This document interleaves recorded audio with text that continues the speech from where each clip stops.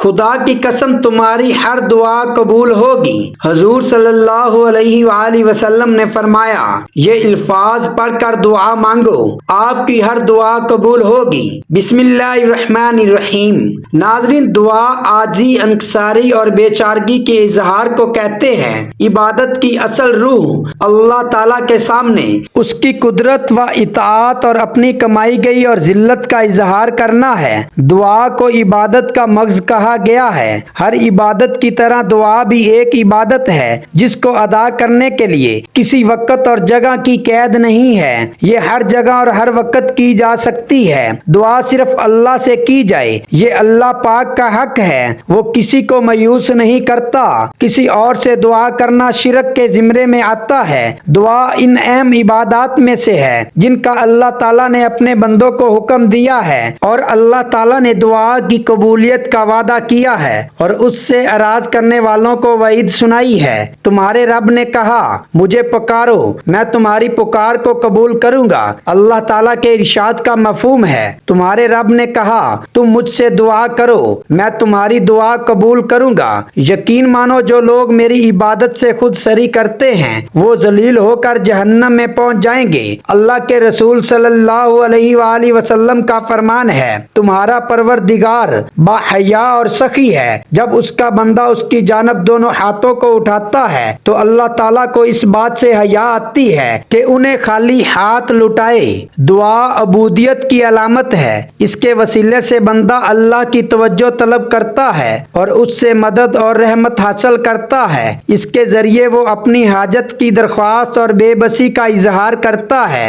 गैरुल्लाह की ताकत व कुव्वत से बरात का इजहार करता है। चनाचे हमें कुरान मजीद के आगाज में भी दुआ मिलेगी और इख्तिताम में भी दुआ मिलेगी। सूरत फातिहा में बंदा अल्लाह ताला की तारीफ के साथ उसके सामने अपनी दरख्वास्त पेश करता है। इसी तरह मुअज़्ज़ज़ीन में भी वो अल्लाह की पनाह तलब करता है। फजीलत दुआ के बारे में नबी करीम सल्लल्लाहु अलैहि वसल्लम का इरशाद है, दुआ सरासर इबादत है। दुआ अल्लाह ताला के नजदीक तमाम चीजों से बेहतर है। हजरत अबू हुरैरा रजी अल्लाह ताला अन्हो से रवायत है कि नबी करीम सल्लल्लाहु अलैहि वसल्लम ने फरमाया, कोई चीज अल्लाह ताला के नजदीक दुआ से बेहतर नहीं है। दुआ से मुसलमानों के बाहमी तल्लकात अस्तवार होते हैं। इरशाद बारी ताला का मफहूम है, और जो उनके बाद आए वो कहेंगे कि ए हमारे परवरदिगार, हमें बख्श दे और हमारे उन भाइयों को भी जो हमसे पहले ईमान ला चुके हैं। नबी करीम सल्लल्लाहु अलैहि वसल्लम ने इरशाद फरमाया, वो चीजें जो मरने के बाद मैयत से मुनक़ता नहीं होती, इनमें एक दुआ भी है। दुआ ऐसी इबादत है जिसके लिए ना कोई वक़्त मुतय्यन है ना हालत। इंसान किसी भी वक़्त बुलंद आवाज से या आहिस्ता, सफर, हजर, सेहत, मरज, गरज, किसी भी हालत में दुआ कर सकता है। सख्ती, आजमाइश और मुसीबत के अजाले के लिए दुआ का एहतमाम करना चाहिए। हजरत इब्राहीम अलैहिस्सलाम ने वतन से हिजरत करते वक्त फरमाया था, मैं अपने परवरदिगार से दुआ मांग कर महरूम नहीं रहूंगा। हजरत ज़िकरिया अलैहिस्सलाम ने फरमाया था, ए अल्लाह, मैं कभी भी तुझसे दुआ करके महरूम नहीं रहा। अल्लाह ताला ने अपने इन बंदों की तारीफ की है जो उससे दुआ करते हैं। ये लोग नेक कामों की तरफ जल्दी करते थे और हमें लालच, तमा, डर और खौफ से पुकारते थे, इस हाल में कि अंबिया पर खुशू और खुजू की कैफियत तारी होती थी। बंदा दुआ से इस अमल का सवाब हासिल कर लेता है जिसको उसने अंजाम नहीं दिया। नबी पाक सल्लल्लाहु अलैहि वसल्लम ने फरमाया, जिसने सदक दिल के साथ अल्लाह ताला से शहादत की तमन्ना की, अल्लाह ताला उसको शहीदों के दर्जे तक पहुंचा देगा, अगरचे उसकी मौत बिस्तर पर हो। हजरत अबू हुरैरा रजी अल्लाह ताला अन्हो फरमाते हैं कि रसूलुल्लाह सल्लल्लाहु अलैहि वसल्लम ने फरमाया, जो शख्स अल्लाह ताला से दुआ नहीं मांगता, अल्लाह उससे नाराज होता है। हजरत अबू हुरैरा रजी अल्लाह ताला अन्हो फरमाते हैं, रसूलुल्लाह सल्लल्लाहु अलैहि वसल्लम ने फरमाया, 3 आदमियों की दुआ कबूल होती है जिसमें कोई शक नहीं। नंबर 1, मजलूम की दुआ। नंबर 2, मुसाफिर की दुआ। नंबर 3, वालिद की दुआ। अपने बेटे के हक में दुआ के आदाब में से है कि दुआ दुआ के कबूल होने में जल्दी ना की जाए। हदीस शरीफ का मफहूम है कि अल्लाह ताला 3 आदमियों की दुआ को कबूल नहीं फरमाता।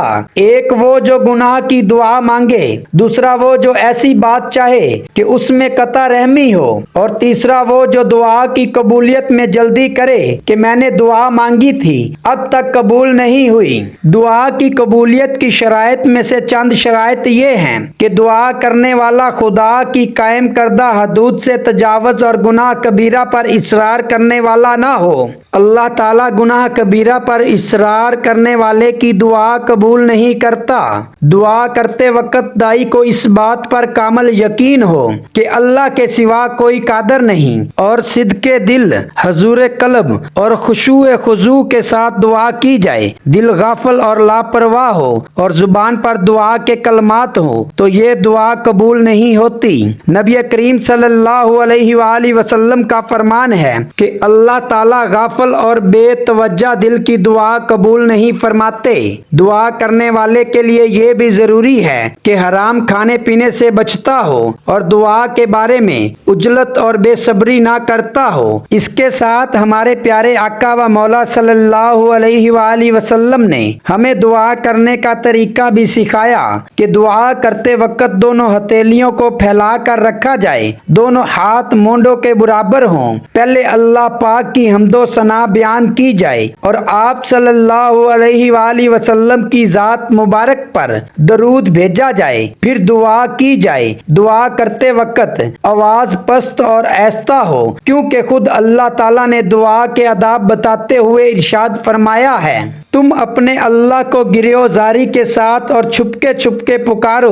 तो नाजरीन, हमारा आज का वजीफा भी दुआ की कबूलियत के हवाले से है। जो ये वजीफा कर लेता है अल्लाह ताला उसकी तमाम दुआएं कबूल करता है, उसकी तमाम तंगदस्तियां, उसकी तमाम परेशानियां दूर कर देता है, उसके लिए आसानियां पैदा कर देता है, उसकी औलाद की किस्मत चमका देता है, उसकी किस्मत के बंद ताले खोल देता है, उसके घर में रिज़्क दौलत की फरमानी हो जाती है, वो बहुत खुशहाल जिंदगी गुजारने लगता है, उसकी तमाम मुसीबतें रुकावटें दूर हो जाती हैं। तो आए नाजरीन, चलते हैं आज के वजीफे की जानब। लेकिन इससे पहले अगर आप इस चैनल पर नए हैं और आपने अभी तक इस चैनल को सब्सक्राइब नहीं किया तो खुदारा इस चैनल को अभी सब्सक्राइब कर लें, क्योंकि ऐसे बहुत से वज़ाइफ, बहुत से अमाल आपके हवाले डेली बेसिस पर करता रहूंगा। अब अमल क्या है, किसी भी वक्त, किसी भी नमाज के बाद जब आपको वक्त मिल जाए, बावजू होकर आपने हजूर पाक सल्लल्लाहु अलैहि वसल्लम की जात मुबारक पर दरूद पाक पढ़ना है। दरूद पाक आप कोई सा भी पढ़ सकते हैं। आप सल्लल्लाहु अलैहि वसल्लम पढ़ लें या सल्लल्लाहु अला मुहम्मद पढ़ लें, लेकिन बेहतर है कि आप दरूद इब्राहिमी पढ़ें, क्योंकि उसकी फजीलत बहुत ज्यादा है। सवाब के लिए एक मर्तबा मेरे साथ भी पढ़ लें, अल्लाहुम्मा सल्ली अला मुहम्मद व अला आलि मुहम्मद कमा सल्लैता अला इब्राहीम व अला आलि इब्राहीम इन्नका हमीदुम मजीद। अल्लाहुम्मा बारिक अला मुहम्मद व अला आलि मुहम्मद कमा बारकता अला इब्राहीम व अला आलि इब्राहीम इन्नका हमीदुम मजीद। दुरूद पाक पढ़ने के बाद अब आपने अपनी आंखों को बंद करना है और अपने मकसद की नीयत करनी है। हर इंसान का मकसद अलग है, हर इंसान की हाजत अलग है, हर इंसान की ख्वाहिश अलग है। आज जिसको जो चाहिए, जितना चाहिए, जैसा चाहिए, अपने तमाम मकासद की नीयत कीजिएगा। आप किराए के मकान में रहते हैं, आप अपना जाती घर चाहते हैं, घर मांग लें। गाड़ी चाहते हैं, गाड़ी मांग लें। मनपसंद नौकरी के लिए, शादी के लिए, कर्ज से नजात के लिए पढ़ लो। मियाँ बीवी में मोहब्बत की कमी है, तड़पने वाली मोहब्बत चाहते हैं, उसकी नीयत कर लें। आपकी औलाद नाफरमान है, आपका कहना नहीं मानती, उसकी नीयत कर लें कि मेरी औलाद मेरी ताबिया हो जाए। अलगरज जो भी आपका मकसद मकसद है। अपने मकसद की नियत करते साथ ही फौरी तौर पर आपने एक बार औज़ बिल्लाहि मिनश शैतानिर रजीम बिस्मिल्लाहिर रहमानिर रहीम पढ़कर वजीफे का आगाज करना है। और सबसे पहले नंबर पर आपने सूरत कौसर पढ़नी है। सूरत कौसर की तिलावत समाअत फरमा लें। बिस्मिल्लाहिर्रहमानिर्रहीम इन्ना आतैनाकल कौसर फसल्लि लिरब्बिका वन्हर इन्ना शानियका हुवल अबतर। सूरत कौसर आपने 10 बार पढ़नी है। फिर दूसरे नंबर पर आपने जो वजीफा पढ़ना है वो वजीफा या अल्लाह या रहमान या रहीम का वजीफा है। ये वजीफा आपने कैसे पढ़ना है और कितनी बार पढ़ना है, तवज्जो कीजिएगा। या अल्लाह या रहमान या रहीम एक बार हो गया। या अल्लाह या रहमान या रहीम 2 बार हो गया। या अल्लाह या रहमान या रहीम 3 बार हो गया। इस तरह से आप या अल्लाह या रहमान या रहीम को हाथों की उंगलियों पर पढ़ लें या तस्बीह के दानों पर पढ़ लें। आपने सिर्फ 11 बार पढ़ना है। अब उसके बाद तीसरे और आखिरी नंबर पर जो वजीफा आपने पढ़ना है वो वजीफा एक कुरानी आयत का वजीफा है और ये एक कुरानी दुआ भी है जिसे हम नमाज के अंदर भी पढ़ते हैं। वो कुरानी दुआ ये है, रब्बी जअलनी मुकीमस्सलाति व मिन ज़ुर्रिय्यती रब्बना व तक़ब्बल दुआ रब्बना इग़फ़िरली व लिवालिदैया व लिलमुअमिनीना